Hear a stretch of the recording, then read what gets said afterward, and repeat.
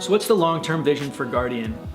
So we started out really just to prove our concept in our space that we're currently in. We have about 2,000 square feet, and we're now, believe it or not, today in just 15 months of being open, pushing almost 300 members, which is comprised of both our free under 18-year-old students and our paying adults. We're adding more classes all the time, but eventually, logistically, we're just not going to be able to continue to fit folks in. And unfortunately, we've already started having to turn some kids away from classes because we've just ran out of space. Obviously, that's not what we want to do. We want to make sure that people can work out in every class, especially our kids that need it the most.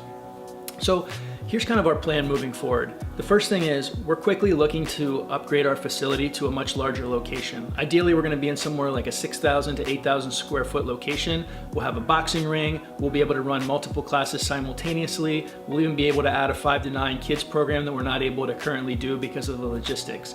We think in that space alone, we can go from having 300 members to close to 1,000 members at the gym at that one location. It also allows us to do things like host party nights and have more desk space for the kids, a common kitchen area, and just make it an even more community-centric space where kids and adults can hang out and those natural mentorship opportunities can happen. The second thing that we're doing here locally in Oakland is we're partnering with the city and we're taking a look at what community centers are open.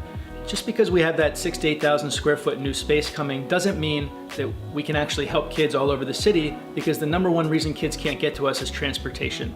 So we're looking at expanding from another 2 to 4 locations throughout the city into much smaller spaces that focus exclusively on the after-school program for kids. Now, if you think what happens here logistically is these kids train at their local facility after school, but then on the weekends or on special occasions, we can actually bring them to the main facility in order to do competitions and tournaments and just community building activities, essentially uniting the city of Oakland through martial arts. So that's really the plan of where we're going in the next 6 to 12 months.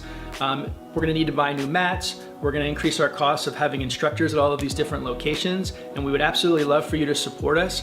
We think that the amount of money that we're putting back into the programs, or the amount of money, I should say, per kid for the amount of times we're touching that child is really fantastic versus some of the other options you have out there to give your money to. And we'd love for you to help us be a part of this journey. So instead of just having 150 to 200 kids in our program, by this time next year, we might have 1,000 or more children that are able to take advantage of these programs after school every day. Not only, of course, learning life-changing self-defense skills, but of course also finding that community, that safe haven, and building their confidence at the same time. So thanks for everybody who supported us so far. We really appreciate it, and we look forward to meeting a lot more of folks in our community as well, both in Oakland and all around the country.